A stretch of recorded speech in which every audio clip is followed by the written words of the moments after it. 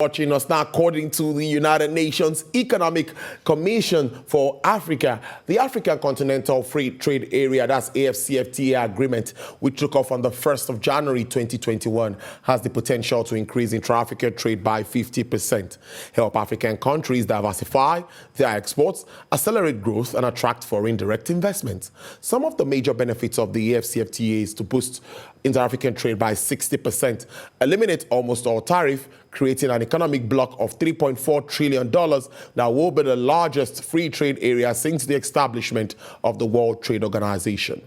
Now, despite the clear benefits and historic accomplishments, experts say the agreement will face a number of hurdles in practice, like the lack of modern and efficient infrastructure, corruption of government officials or alleged corruption, and slow processing of the documentation around the borders, political unrest, barriers for women-led businesses, and the economic destruction brought on by COVID-19 that could reverse years of progress in the region. Some also fear that large economic gains made in the diverse economies will be unequally distributed.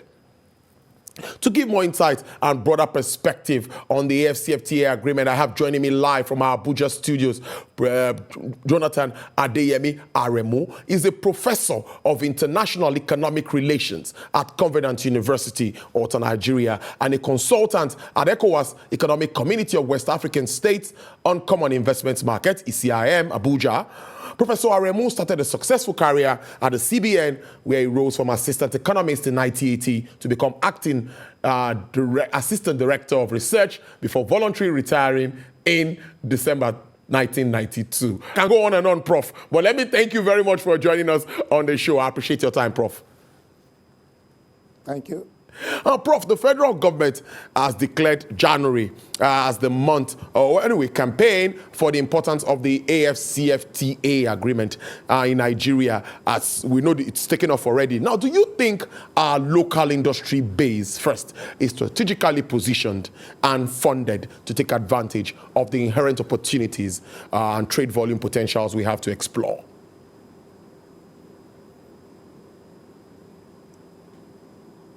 Thank you, viewers on TVC. I believe strongly that Nigeria is well positioned.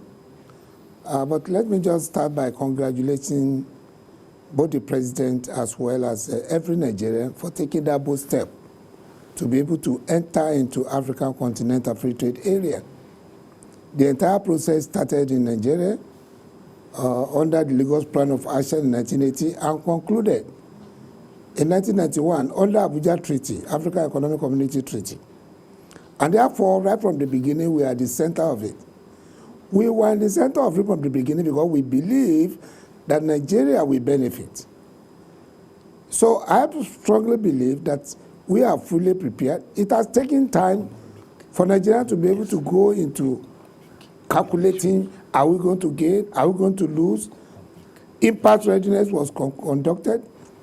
National Action Committee put in place, and they are harmonizing every of the domestic policies to make sure that Nigeria will not be worse off when the thing starts. So, to the best of my information, Nigeria, we are going to make it inside African Continental Free Trade Area. I love that optimism, Prof. Like we cannot be left out in the emerging $3.4 trillion economic bloc. Yep. What must we also do, Prof, to play a leading role in negotiating and fine-tuning the lines of implementation? This is key. Yeah. Thank you. Thank you for that question. What should we do? When you are going into international treaty, you must be prepared. And therefore, Nigeria needs to be prepared. Without preparation, you achieve nothing. And that was actually the reason why it took Nigeria so much time to conduct readiness study and then engage a lot of sensitization. Some of us, we went around the entire 6 geopolitical zone to sensitize the country. And right now, Action Committee was set up. So we are fully ready, but there are quite a lot of other things that need to be done so that we can actually make sure we benefit from this continental economic integration. Among these are very critical is that the understanding of the African Free Trade Area must be passed across through massive sensitization. And then I congratulate the Minister for Industry, Trade and Investment for declaring the entire month as a month of sensitization. Very important. But beyond this one, after the sensitization, we need to be able to domesticate every of the policies within Nigerian economy that touches on African continental free trade area. So that custom will know what to be done, immigration will know their role, every of the other ministry, agencies and departments of government will be able to really know and be alert to their various responsibilities under the agreement. And this is part of the preparation. So I believe strongly that if these are tidied up properly, as what we are doing in National Action Committee, Nigeria will be okay. Prof, this market will be highly competitive, and I'm looking at challenges that our manufacturers face now. I'm playing the devil's advocate here. We have power issues, we have infrastructure issues, bureaucracy, like you're just talking about the customs and all of that, that they know what to do. I'm seeing like the potentials are there, but it might take some time before we start to get the positives. That's what I think. I might be wrong. You are not wrong. And that is why the Center for International Private Enterprise, the Nigerian office, actually think that they need to look at the full readiness of the economy, whether particularly the micro, small, and medium scale enterprise can actually participate, because it has been discovered that about 75% of the employment in Nigeria are occupied by this micro, small and medium scale enterprise. Now, this is competition, just as you rightly said. So CIP, that is Center for International Private Enterprise, actually engaged on a study to be able to look for the preparedness and the ability of this business management organization, the BMO, to be able to participate effectively, compete very well, so that Nigeria will have more positive effect than negative. And the study was conducted in a very wonderful manner through a survey. The survey methodology included not only the field survey, but group discussions were held. And we discovered that private interviews were equally conducted. Sectors were selected across the countries to be able to make sure that everybody is captured. And then they now involve a CGE model to be able to, that is a macroeconomic model, to be able to make sure that what will be the real impact of this. And their study came out to say that, yes, Nigeria, we are going to benefit from this thing, but quite a lot of the things must be put in place. So the study is available on their website. I believe that their copies are equally made available. So let me assure you that, yes, we are entering into the work of competition. But competition is as old as human beings. True. When a small child is born, the first thing that we do is to cry. Why? Because he's competing for attention. And then parents will continue to attend to the boy until he can speak the language. So, and that is it. Nobody gives you what you deserve in global economy unless you are ready to compete and negotiate. So Nigeria, we can't compete. After all, quite a lot of Nigerian companies are already available in all these African countries, even without African continental free trade area. So we are capable. Now, the World Bank and Nigerian government have developed the 2020-2030 sector strategic plan. We also have digital industry trade and investment platform, a review of Nigerian industrial revolution plan.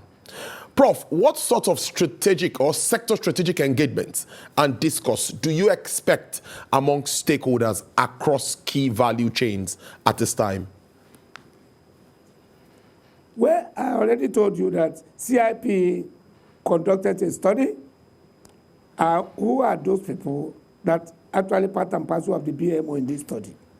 We have NASIMA, we have Manufacturer of Nigeria, we have NANS, that's National Association of Nigerian Traders, we have NASME, that's National Association of Small and Medium Scale Enterprises, we have FACAN, we have business women in trade.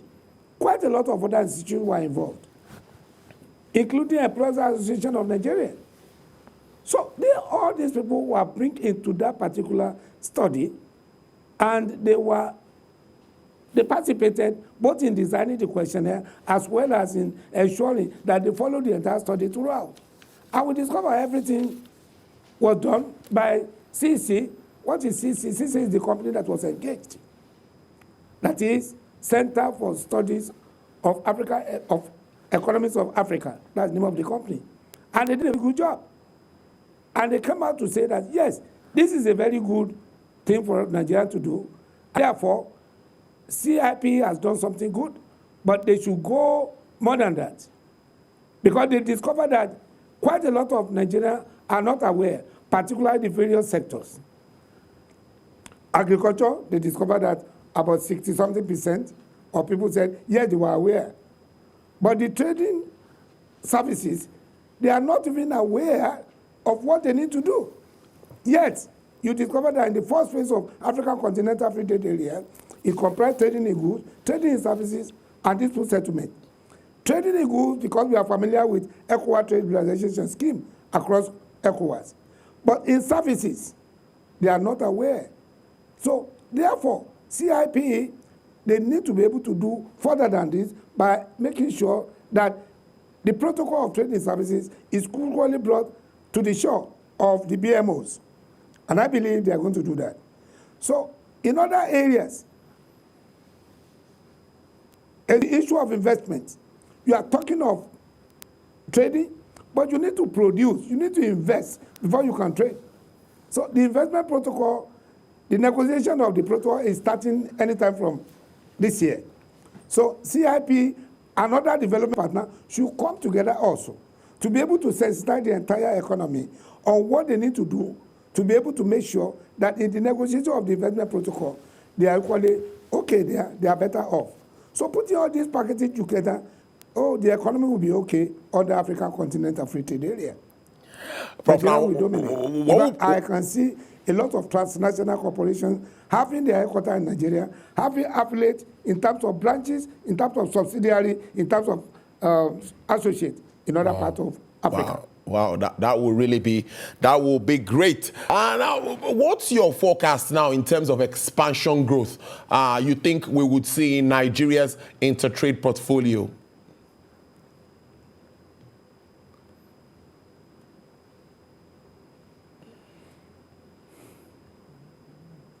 Prof, I don't know if you got my question. Prof, I was asking, I said, what is your forecast in terms of expansion growth? That's what you think Nigeria would see in this intra-trade portfolio.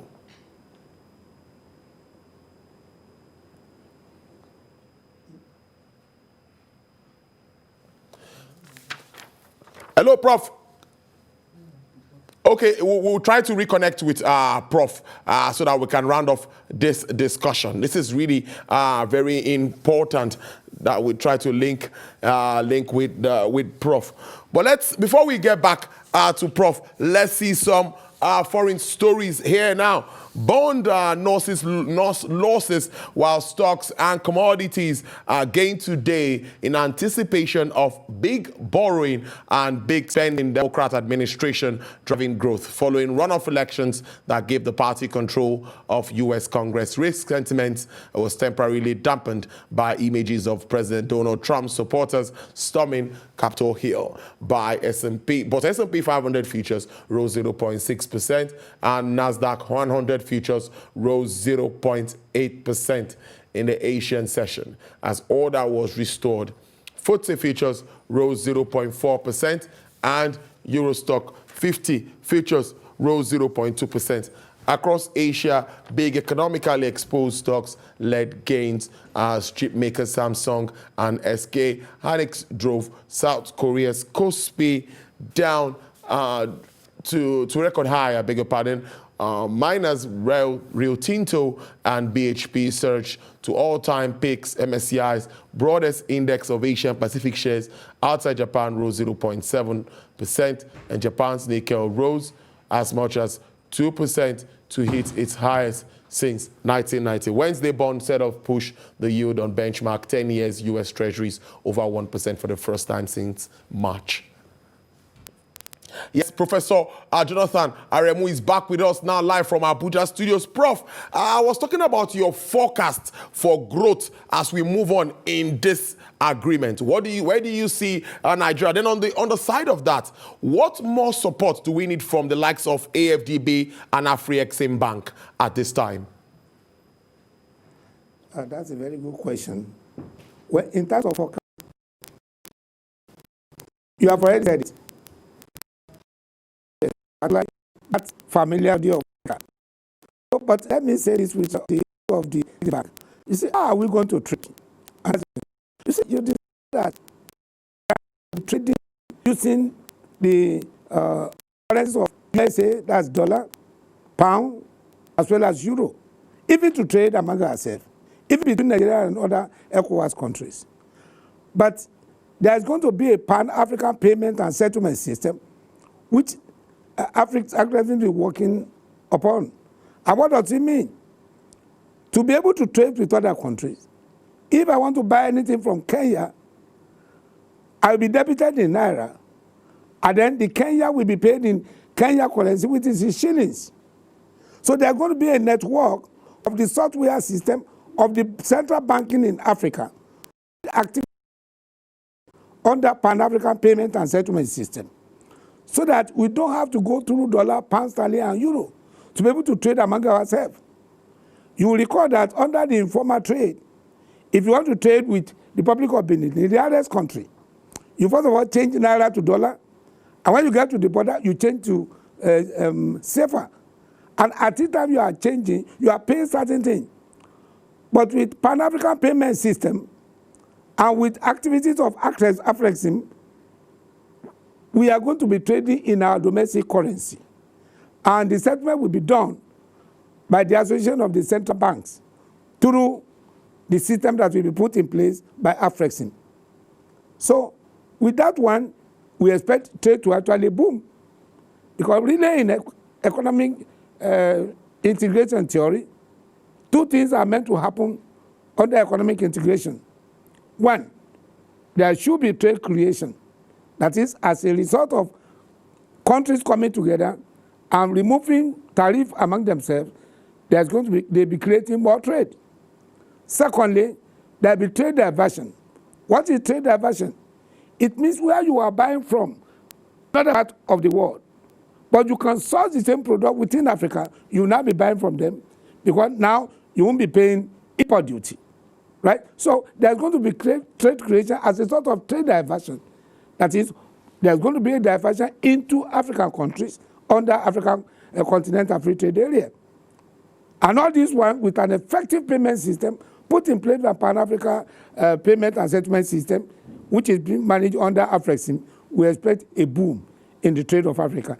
Even beyond what UNECA said, even beyond what was envisaged in that study you actually talk about. So, and this is why CIP engaged in this. That is a very good project.